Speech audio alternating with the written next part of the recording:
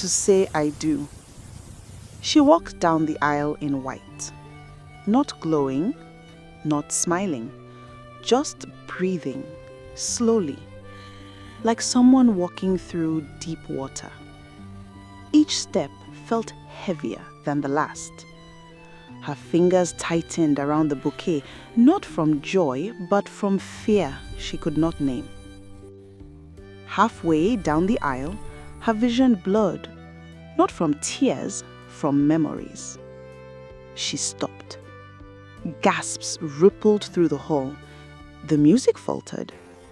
The groom smiled at first, then frowned. She took one more step, then suddenly turned and sat on the last empty seat, right there, in her wedding gown. She covered her face and sobbed, not loudly, but the kind of cry that shakes the chest. The groom moved forward. The priest lifted a hand. Wait. Because this was not a woman having cold feet. This was a woman remembering who she had been losing.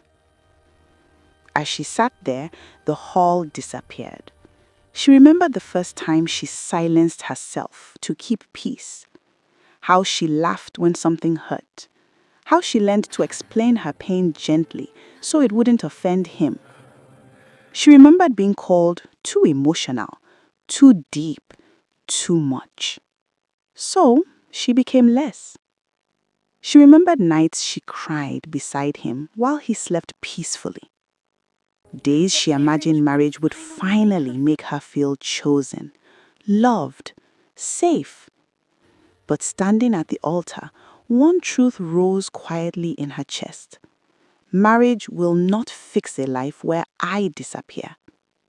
She looked up and saw him clearly, not as a villain, not as a monster, just a man who loved her, but not in the way she needed to survive. And for the first time, she asked herself a question she had avoided for years. If nothing changes, can I live like this forever? Her tears stopped, not because the pain ended, but because clarity arrived.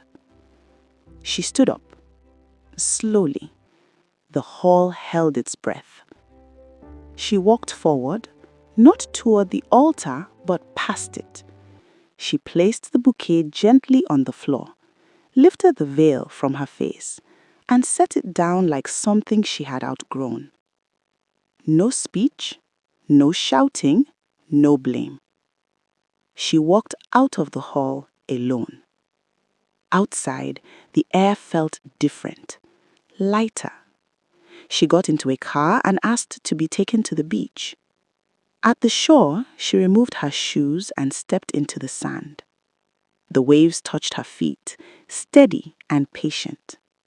For the first time in years, she felt present in her own body. She did not know what came next, but she knew one thing with certainty. Choosing myself was not a mistake. And somewhere behind her, a wedding ended, but a life finally began. Not every ending is a failure. Some are acts of courage.